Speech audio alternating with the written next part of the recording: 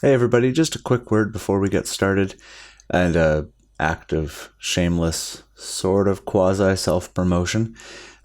My wife has written a little ebook. It's called Kids Mental Health in a Time of COVID, and she is a therapist, social worker who works in a school board, and it's sort of personal reflections and stories about dealing with and supporting kids in this weird plague apocalypse time. And it's sort of stories that people can maybe use, glean some insight from, adopt some strategies. It's not a clinical mental health workbook or anything, but if anyone's interested or intrigued, or that sounds like something they might be interested in checking out, I will put a link in the show notes. And on with the show.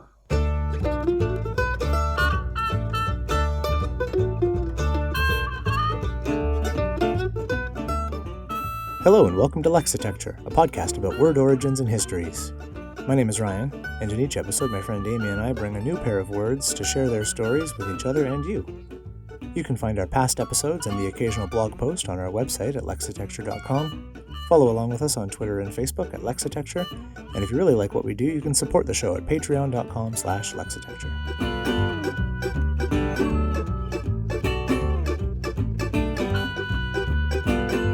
Today's episode, Hybrid Gun. Right. So, words. Words. Do you want to go first this time? Sure. Cool. I will go first. Get my volume under control here. So, the word that I have chosen for this time around is gun. Ooh. Another little word. And it just kind of, it occurred to me and I was like, I wonder if there's an interesting thing here. And it turns out, yes, there is. So, I'll get to that later. So, gun is older. It's older than I was expecting it to be, but it's probably because I'm not super good at history. So, it dates back in the OED to 1339. Okay. And so, yeah, your lack of surprise there seems to be that, yeah. It's just because I'm bad at history, because that's... No, I'm busy. Like, I'm not super great at the history of firearms. I don't really know very much about when it was that people decided to make things go bang in the direction of other people. Yeah. So it was probably more of a non-committal okay. Yeah, As in, okay. I don't really... Educate me, Ryan. That's what I'm saying. Educate me. So, the oldest and original use of gun was... Now, I've been told by people who know these things, like military-adjacent people in my life over the years, have Military adjacent. have every now and then it comes up that, technically speaking, you should never refer to anything other than large artillery pieces as guns. Oh, okay. I didn't know So that. the I things don't you have hold any in- military adjacent people in my life.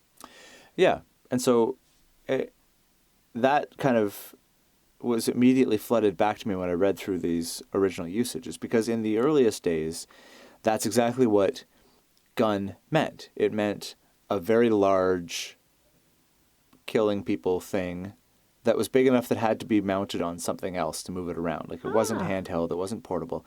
The OED puts it as follows. A weapon consisting essentially of a metal tube massive enough to require to be mounted on a carriage or a fixed substructure from which heavy missiles are thrown by force of gunpowder, or in later use by explosive force of any kind, a piece of ordnance, cannon, quote, great gun. So, biggins. Yeah. Those were the guns. And so that...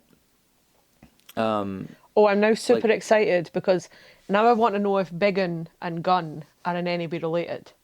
I really Keep should have looked that educating up. me, Ryan. Keep educating me. So my uncle, one of my uncles particularly, had some stories, delightfully unsavory ones for 15-year-old me. Everyone about loves his that time uncle. in the Navy. And talking about this exact thing, how you'd actually get in trouble in the sort of the corporal punishment way that only military service can provide you with. for calling your rifle your gun, because that's not what it was. And I don't know if that's like a thing people stick to anymore, but That seems overly harsh. I think the military needs to chill out a little bit. I've said that a few times. I'm not sure they don't listen to me regularly, so I don't know that Fair they'll. enough. Those guys should but- meditate or something. They should. Mandatory yoga for everybody in the military. Go. So it actually wasn't until several centuries later that guns starts showing up to mean other firearms. So in the intervening period, starting in about the 1400s, you had handguns comes Okay. into play. And handguns, interestingly enough, handguns were any portable firearm, but not pistols. Oh. So rifles and shotguns and muskets and those massive, the huge, ancient, hilarious-looking duck hunting guns, and those were all handguns, but pistols were not. This is And- madness. Yeah, cool. It is madness. The only thing I could think is that it was still close enough to the time when the standalone word gun meant the massive, supermassive artillery pieces that it was just too far a stretch to call a pistol a gun. Fair enough. But rifles would have the long barrels. They'd have a slightly higher caliber. They would do more force and more damage. And so maybe those could be handguns. But pistols were just pistols. They were not handguns.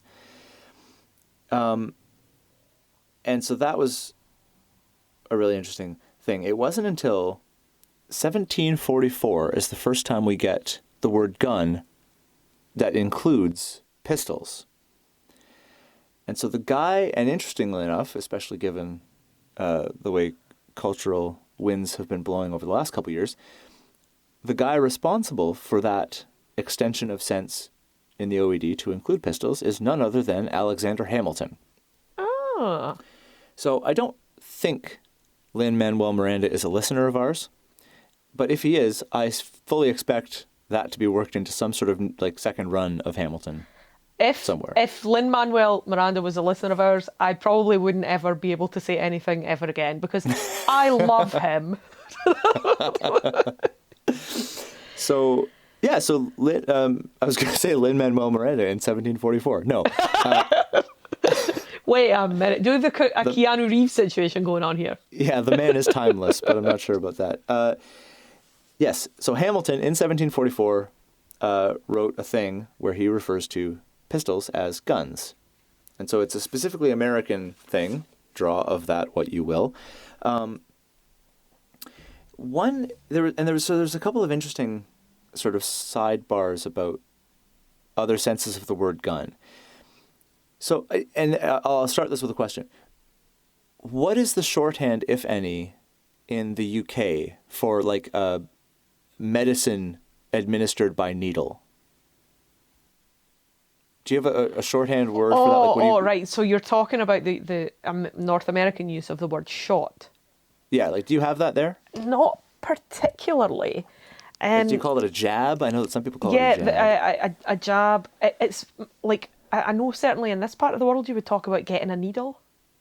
Okay, you just say getting a needle. Okay. And so a needle and an injection sort of formally, yeah, we don't really use shots. I mean, given the great colonisation of American English and the rest of the world through various media sources, I think that most people here would understand what you were talking about if you had to go and get some shots. But yeah, we don't tend to say that.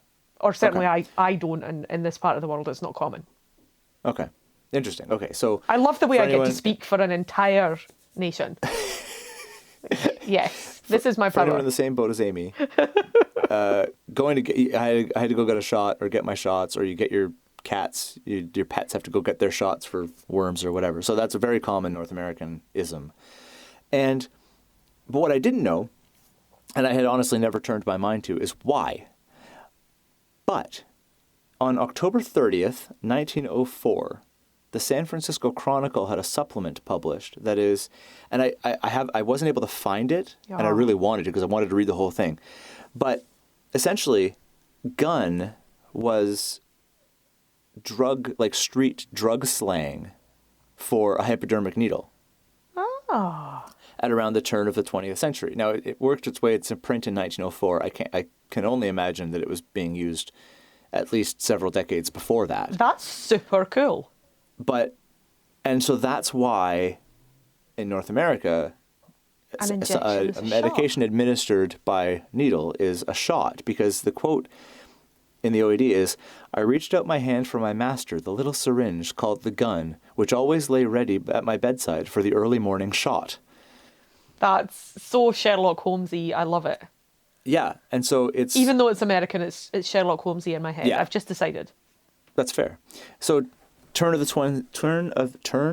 20th century, basically heroin and morphine addicts are why we say you go get your shots, because the needles were called guns. And it's also the first, and I sort of cross-referenced this. I looked up shot, which I might do a proper thing on, because that seemed interesting, just scanning through it. But it's also the first, like, that exact supplement from the Chronicle was the first instance of shot being used in that sense as well. That's lovely. So it always seems to line up. The other one the other sort of phrase or idiom or whatever, and again, I'm not sure if this is how universal this is or how much beyond North America, but is the phrase "son of a gun"? I don't think I would hear people saying it beyond ironically or slightly amusingly, like trying to be funny. Yeah, I mean, at this point, I think it's a little antiquated anyway. Yeah, sure. I picture, like, my grandfather would say it. You might hear it in a cartoon. Yeah, and I had always assumed that it was a euphemism. Like, I had always assumed that it was because someone wanted to say "son of a bitch" but didn't want to say that. Oh, And so they just sort of said "son of a gun." And I thought that's what it was, but it's not. Oh. So the OED, I just thought this was kind of funny, the OED specifically defines this phrase as, quote, "a somewhat depreciatory term for a man or a fellow." And then it specifically says, see, quote, dated 1867. And so I immediately saw the quote at 1867. And this comes from a publication. It's got that awesome 19th century quirk where the title just kind of keeps going. Wonderful. But luckily, it's a fantastic title. So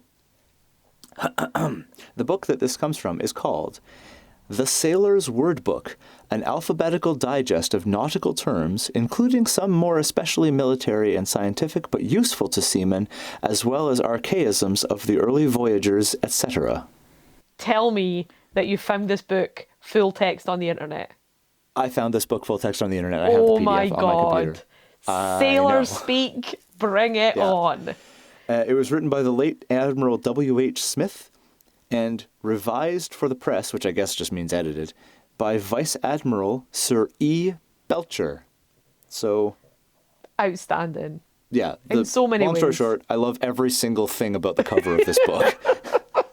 Literally every single thing about it. And so, this awesome book defines son of a gun as an epithet conveying contempt in a slight degree, and originally applied to boys born afloat, when women were permitted to accompany their husbands to sea.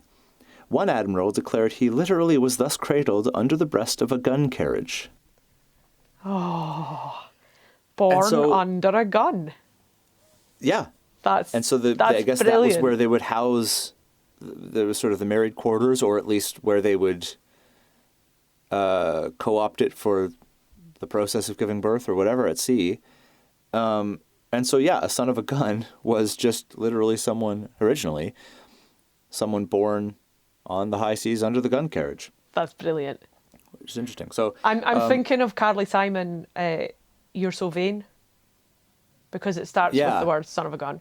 And as soon as you started talking about this word, I've also had I was watching some like archival footage. I don't know if you call it archival footage when it was only a couple of years ago. Some footage of Churches at Reading. Do you know the band Churches?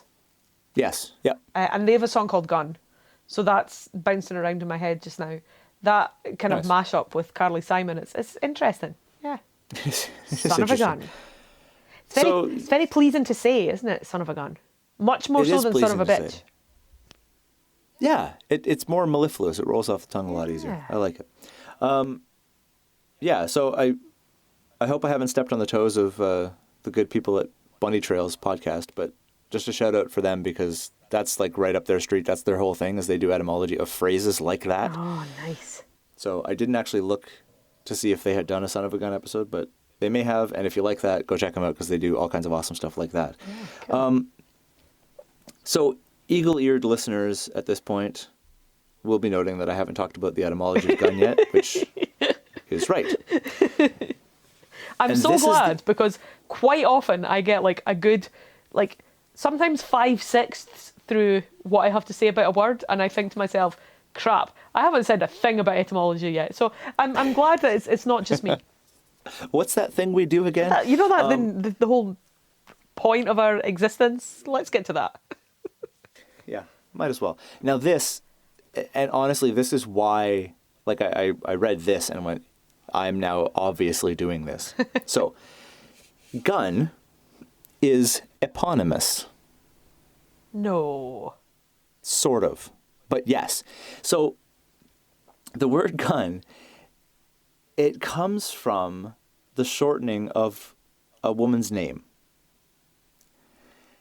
And it's a weird, convoluted story. The OED has a big, long section on it and talking about why this theory makes sense, and an even more hilarious and pointed reason why the alternate competing theories don't. And I didn't copy it down. You're just going to have to go look it up in the OED because Have or we I'll got post it. some of that unique OED shade going on? Oh, it's so much, and it's so awesome. And like one of the bits is like, this other theory is perhaps not impossible, but there is absolutely no positive evidence supporting it, and nothing else about it makes sense anyway, or something along those lines, and it's amazing. So it An does OED seem, mic drop. yeah, exactly. It does seem that this eponymous origin thing is kind of the way it goes. So the idea is that the woman's name was something along the lines of Gunilda, Gunhildr. There was some sort of Scandinavian name for women that was very popular in sort of 12th and 13th century Scandinavia. There's a long-standing tradition of naming kind of big army things, big military things, after women, Okay. presumably because soldiers were bored and lonely. But whatever that is, it's a very long-standing tradition. You think back of some of the other, like Big Bertha or Big Bess, or there's Sure. attributing women's names to a big military thing is a well grounded in history. And ships, of course. And all ships are always her, and like that's a long-standing thing. Yeah, sure. So that's one reason why this theory makes sense according to the OED. So the idea is that the change happened in Scandinavian, where this popular woman's name was applied to things like ballista or catapults or trebuchets, or the big war engines pre-gunpowder were named this. Oh, it's just occurred to me that gunpowder post-dates guns. Like there were guns Yeah. before there was gunpowder. Yeah. Oh, before it was that's called gunpowder. foxy. Nice. And it had, like, the word gun, at least in English, does specifically seem to refer to Things that go gunpowder bang. related, like explosive things that definitely go bang. Yeah. But yeah, the substance gunpowder was used for guns, and guns were named that before the substance was given the name gunpowder. Oh, that's so great. So there's that. And so the idea is that because these other big war engines were given a shortened version of a sort of familiarized version of this Scandinavian name, Gunilda, Gunhild, or something like that, then it just kind of transposed itself onto cannons when cannons became a thing that people used to kill each other. Then the names just sort of translated.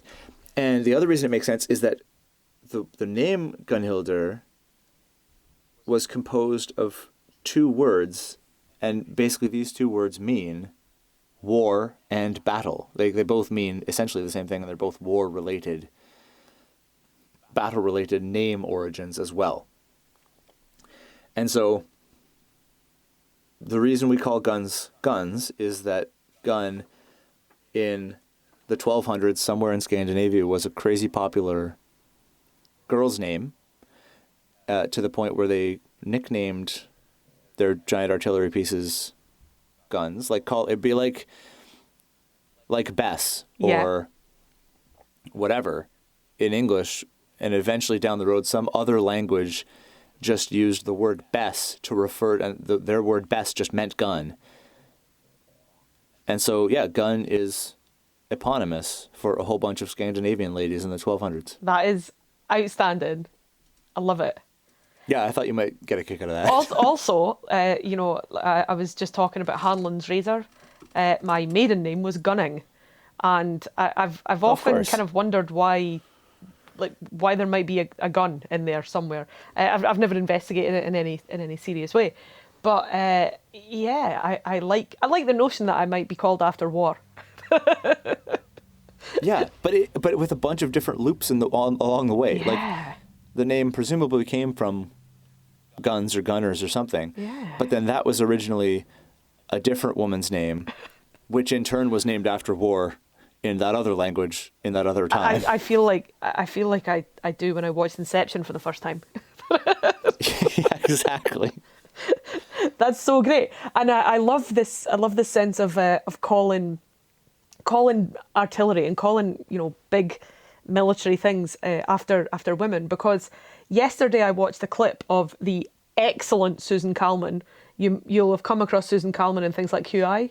She's a Scottish comedian. Okay, yeah. She's really great, and she made a programme I think last year called Secret Scotland, and she was in the part of the show that I was watching. She was in Edinburgh and she was at the castle, and I hope that you saw and heard this while you were in Edinburgh, but I don't recall. I certainly didn't direct you to it, but did you hear the 1 o'clock gun Yes. being fired from the castle? Yeah. And do you know the name of the gun? No. The gun is called Mons Meg. Oh. Yeah. So Susan Calman was there with the guy whose job it is to fire Mons Meg at 1 o'clock. Possibly the most famous gun in Scotland, and fittingly called after a diminutive form of a woman's name. There's some debate as to how and why Mons Meg got her name. But yeah, that fits in beautifully. It does. I love it when That's a plan comes together, particularly when that plan wasn't a plan. That's very cool. Yeah, nice. Yeah, so gun. Gun. Words are so good. They really are. So good. I'm just laughing at my complete lack of any sort of eloquence or skill in that expression. Words are good. So good. Words.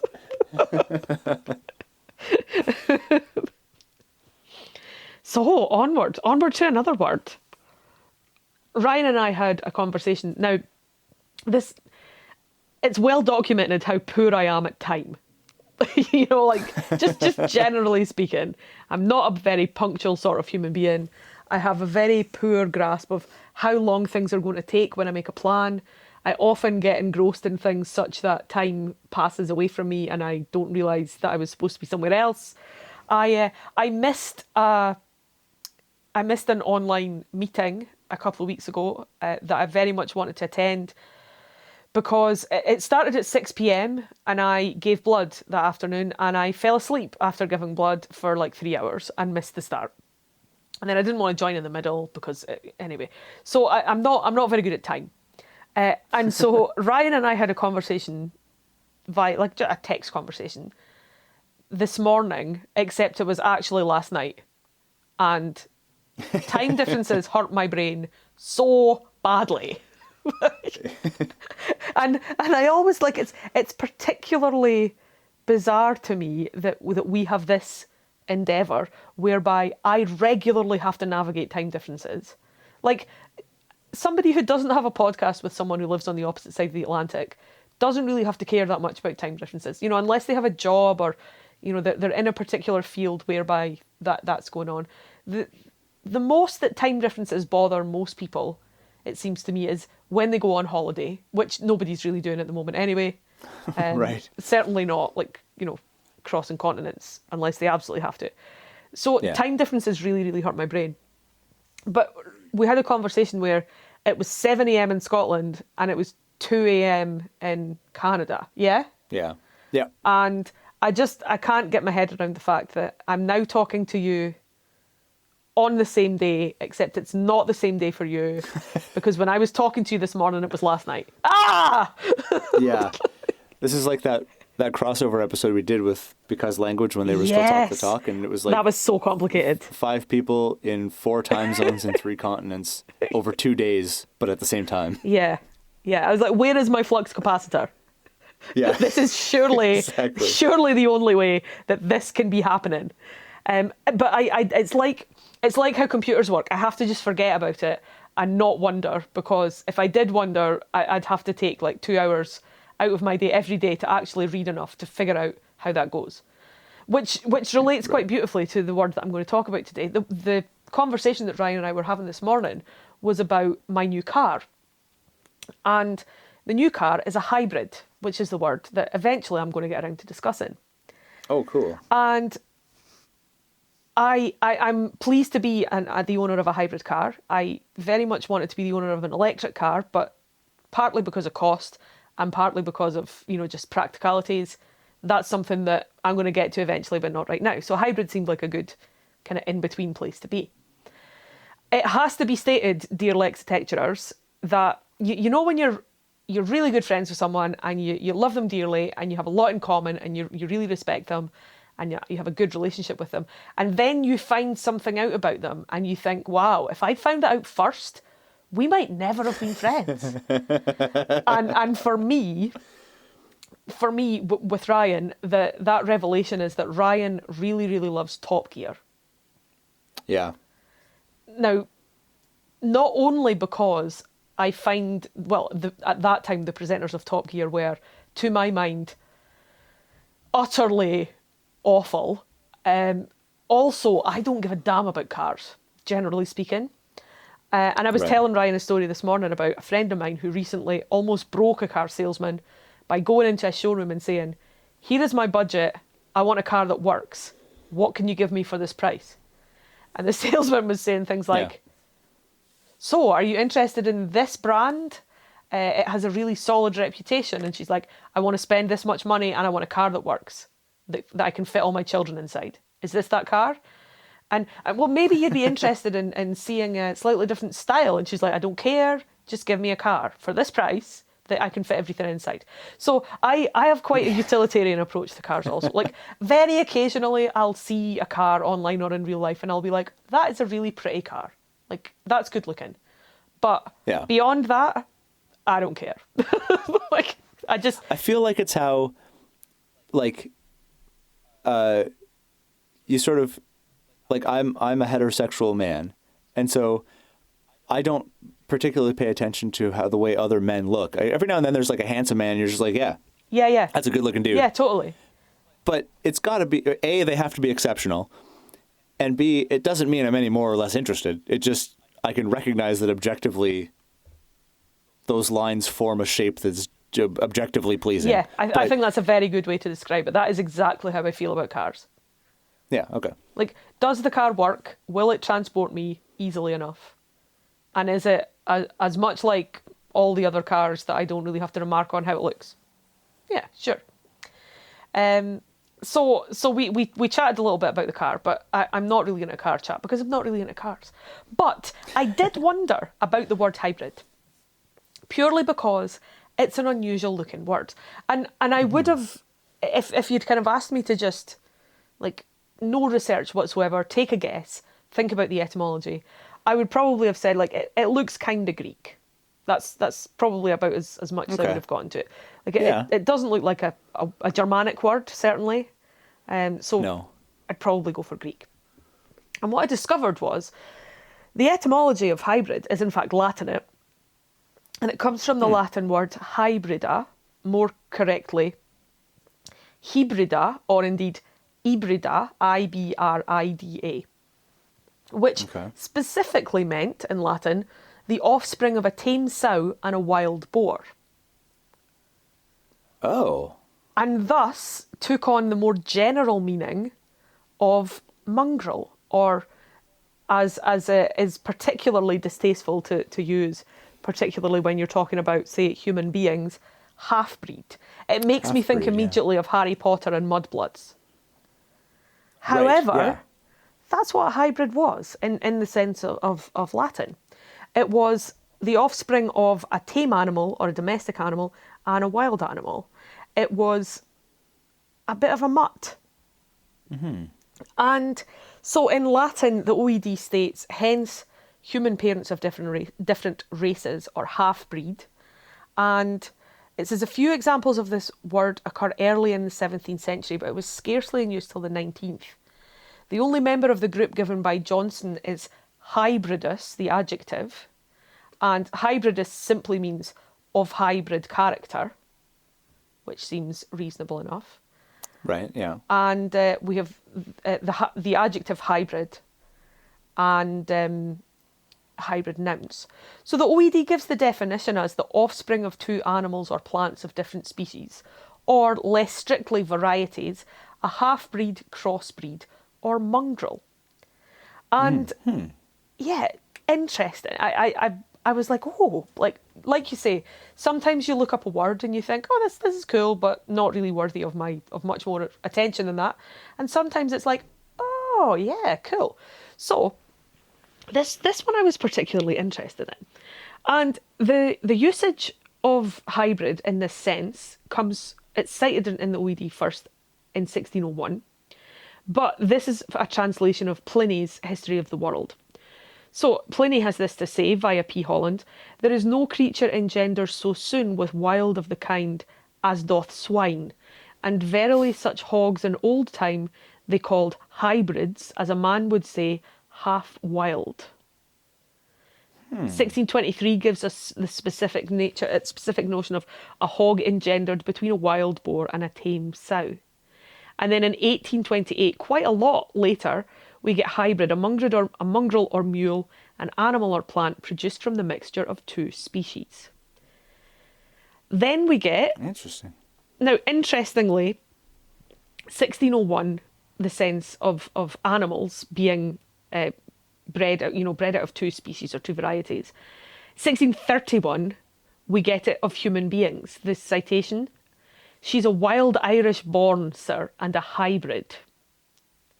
And then, of course, very shortly, we get into the particularly distasteful, controversial, and complicated to navigate world of race as in colour. So, in 1878, we get Negroes from the Sudan, not such sickly hybrids as you see in Oxford Street, but real downright Negroes, half-naked, black as ebony. Yeah, exactly. Interestingly, the citation in sense C, which is back to talking about plants, hybrida, a bastard, a monstrous production of two plants of different species. Transferred and figurative, we then have, dating from 1850, anything derived from heterogeneous sources or composed of different or incongruous elements. In philology, a compound formed of elements belonging to different languages. Now, here is something that I wish to say, as both an interested etymology enthusiast and as a person who has learned a lot about race in the last, let's say, 18 months or so.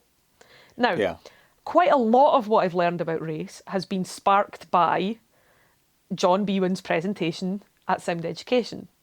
That, if you recall, we were a little bit snickety about, a little bit rude about when we saw it on the programme.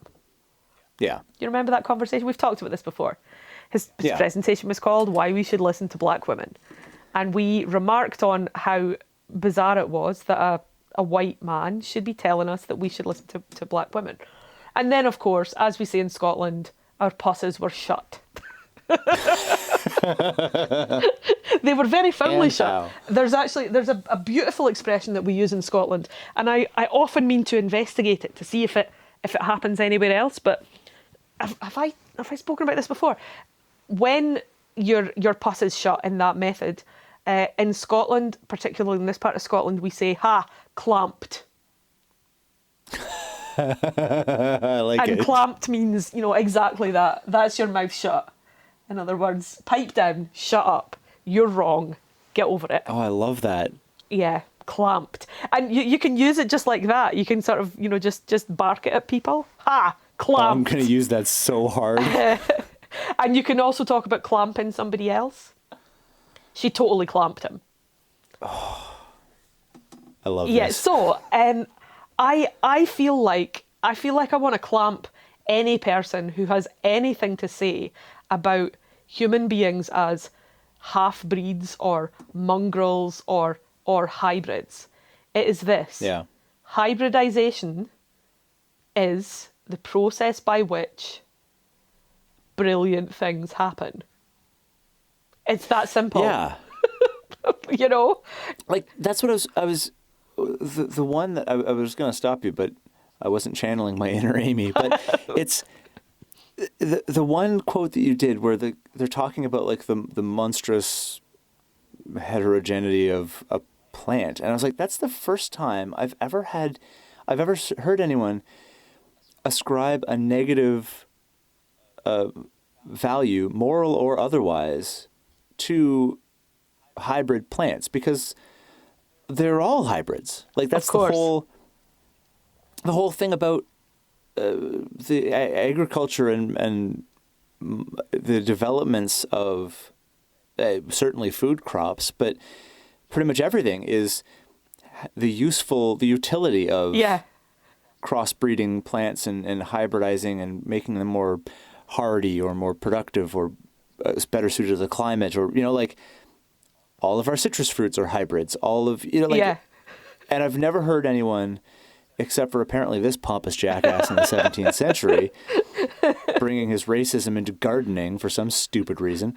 But I was curious about, and I don't know if there's even a way to answer this, but I was wondering about, and I'm going to drag this all the way back to the beginning for a second, but just that the very early, the wild swine and tame swine, like I wonder if there's any sense or any way to identify whether there was a sense of value, moral or otherwise, ascribed to that. Like, was that, people are very protective of their livestock, but was it a good thing to have like sort of an influx of wild pig genes into your stock of domesticated pigs, or was that something that they shunned and thought were stupid? Were the hybrid pigs worth less or worth more? Like, I don't know. The value we ascribe to hybridity is really interesting to me, and whether that changed over years, or, like I say, whether it's beneficial in plants but not for some people in people. Like, all that stuff is really interesting. It is super interesting, and I give you this example, and this is it's another area that's kind of controversial, and it's one of these things that I like. It's not up to me to decide what somebody else finds controversial, but do you recall the woman walking in Central Park with her dog, who threatened to call the police on a guy who asked her to put her dog on a lead? Yeah. And a whole lot of the kind of backlash that happened on social media related to people saying, I get that you're concerned for her dog, however, you remember that. People are like, yeah, it's not great that she's choking out her dog, but also she's treating this guy like she holds the power of life or death over him and seems to think that that's okay. So if you apply this concept to dogs specifically, the whole notion of breeding dogs and breeding animals of any kind is one that I find both interesting and strange. And like, I don't condemn either one, but I had a conversation a couple of weeks ago with a friend. She's the sort of friend who we talk about very deep and meaningful things, but also we like videos of fluffy animals and send each other those quite frequently. And so we were talking about French bulldogs. Okay, you know what French bulldogs look like? Yeah, they're very trendy, very fashionable dogs. Kind of one of these kind of, Instagrammable dogs. And they are. Right. They're really cute. They have the ears and, the kind of squished bulldog face. And they're not too big, they're not too small, all the rest of it. So French bulldogs are a hybrid. And originally when French bulldogs started to be bred, they weren't really recognised as a proper breed. Okay, which is interesting to me to start off with. Like, who are the gatekeepers of this stuff? And in America, there's the American Kennel Club, and in the UK we have a Kennel Club equivalent, and all that stuff. But all of that stuff strikes me as a little bit crazy. However, French bulldogs have been bred for French bulldog characteristics, and like many intensively bred and selectively bred lines, French bulldogs have now been bred to the point whereby they cannot give birth and are rarely naturally inseminated.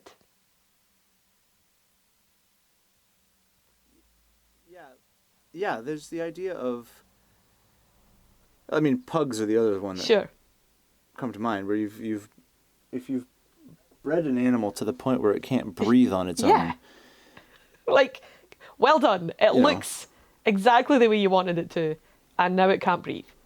Well done. But it's an animal that doesn't work. It's an animal that doesn't work. So a French bulldog is, and French bulldogs are super cute and very lovable pets, I hear, but they have such narrow hips that they can't give birth except by cesarean, and copulation is difficult for them because of the shape of animal that they have been bred to be. So, Jeez. in the spirit of thinking that this is a little bit crazy, and I'm not getting at dog breeders. That's not my intention. I totally understand where dog breeding comes from, and it has a long history and all the rest of it. And selecting, the characteristics that you want within an animal, whether or not you have moral issues with that, I get where that comes from. But I feel like saying only this exact bloodline is a concept that has little worth if what that means is that the bloodline gets stupid. Like, come on, let's think about this for a minute. And so this is what I was thinking about when I was thinking about this sense of hybrid as being a negative thing, a thing that leads to, this sense of almost like miscegenation and all that horrible shit. Interestingly, Etymonline has something additional to add. It states that while the Latin hybrid and hybrida is that they agree with the OED in that respect, but they point out that this word itself is of unknown origin, but it's probably from Greek and somehow related to hubris. Oh. Yeah, interesting, isn't it? So that's interesting. So I had a little bit of a look at this, and I happened upon the OUP blog, and a blog written by a guy called Anatoly Lieberman. His little biog at the bottom says... Love his work. He's the author of Word Origins and How We Know Them, as well as an analytic dictionary of English etymology and introduction, and his column on Word Origins, the Oxford Etymologist, appears on the OUP blog each Wednesday, or it certainly did in 2016. And so he gives us 3 etymologies, one of which is Ashgabat, the capital of Turkmenistan, the other of which is always, and the third of which is hybrid. Here's what he has to say. The noun hybrid reached all the European languages from Latin.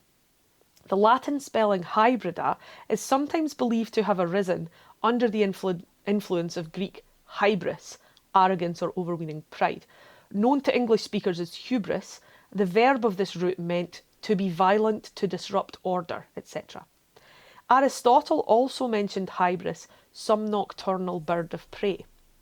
In any case, Latin hybrida had nothing to do with insolence, violent behaviour or birds, for it designated the offspring of a tame sow and a wild boar, a mongrel and by inference a person of mixed race. Therefore, some people thought that the word was itself a blend of Greek hus, female pig or sow, and ebro, assumed or abstracted from the compound ebrikalos, wild hog. But this hypothesis probably explains only what the Romans might have thought of the word, that is, their folk etymology of the obscure noun. The Latin spelling hybrida can be more correct. If hybrida was later changed to hybrida, then hybris loses its relevance to our story. Celtic ephrid, crippled, maimed, or lame, has also been cited as a possible cognate of hybrida, most likely another wild shot. Finally, those who refuse to separate hybrid from hybris reconstruct the Indo-European root grey, strength or force, for both words.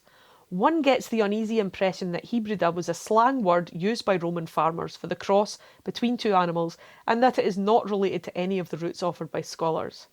Our dictionaries state clearly and unambiguously of unknown origin.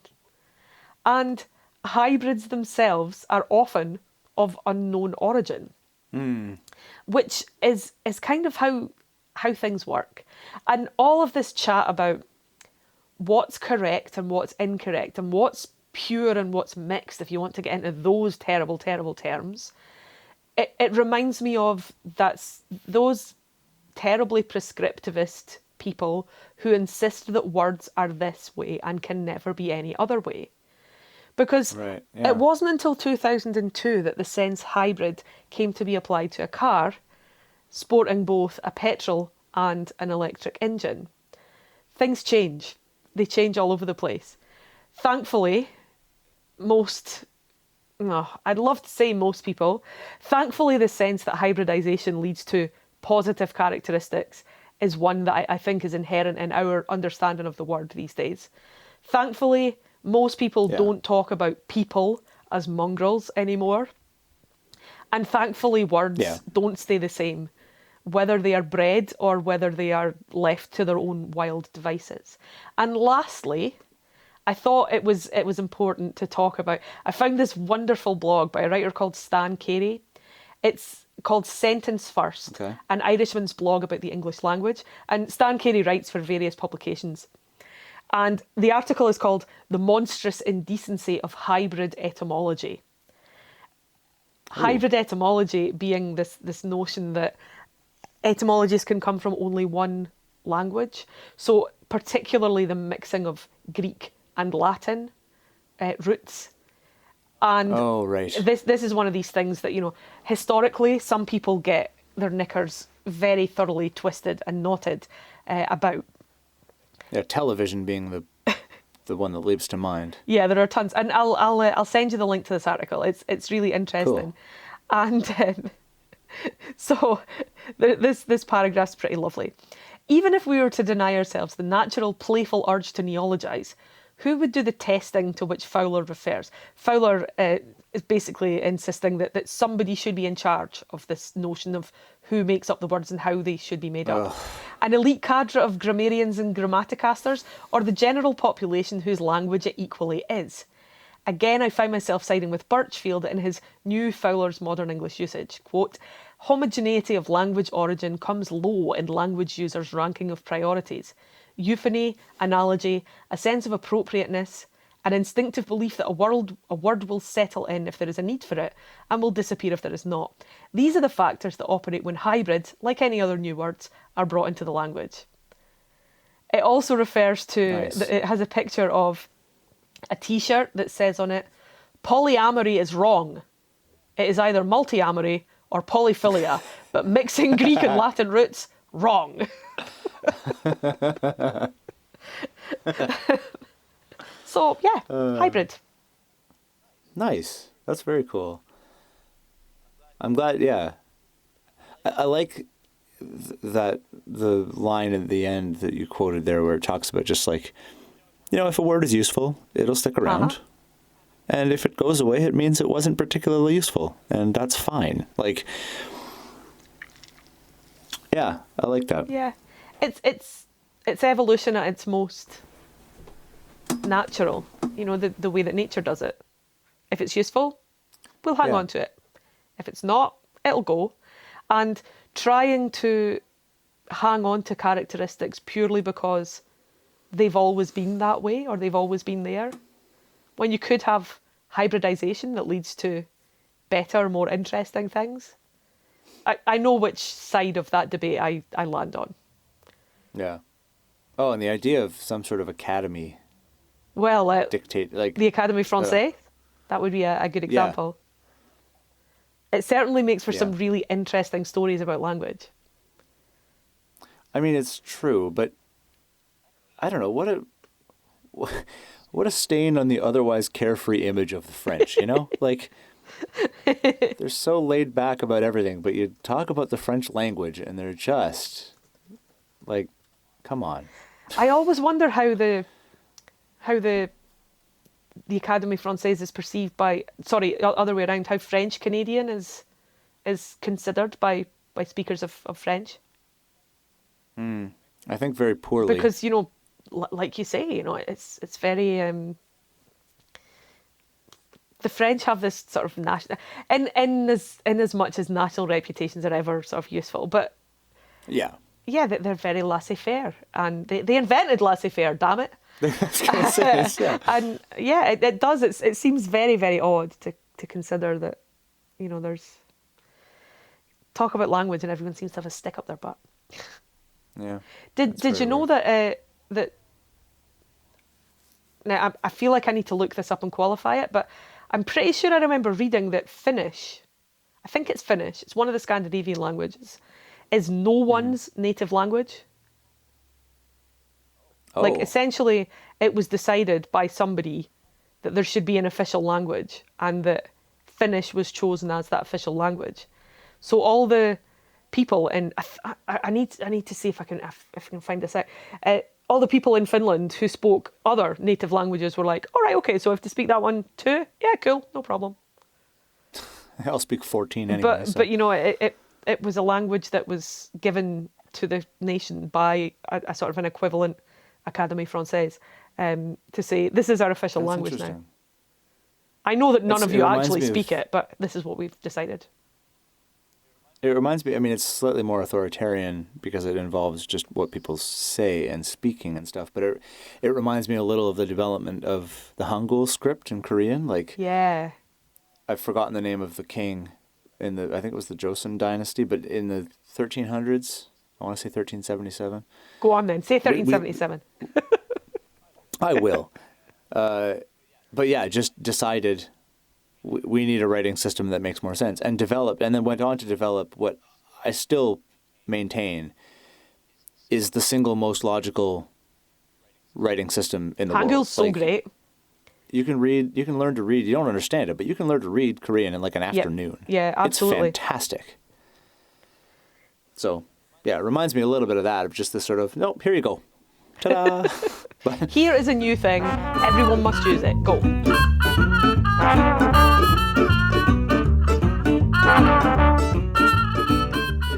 And that's it for another episode of Lexitecture. To get in touch with us about something you heard in this episode, you can email us at words@lexitecture.com. You can also follow along and talk to us at Lexitecture on Facebook and Twitter, and at Lexitecture Podcast on Instagram. For back episodes and the occasional blog post, visit us at lexitecture.com. Thanks very much, and we'll talk to you again soon.